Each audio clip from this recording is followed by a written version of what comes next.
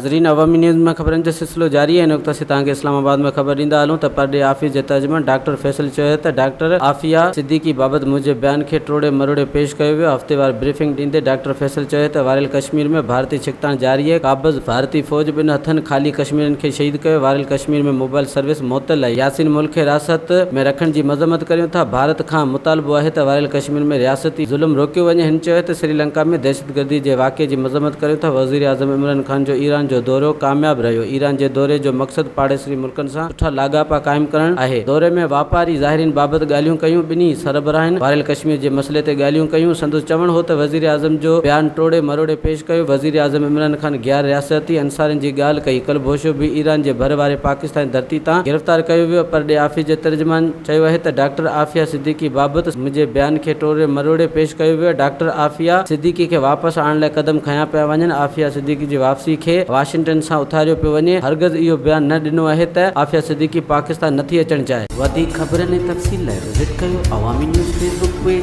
YouTube page ऐं अवामी news website.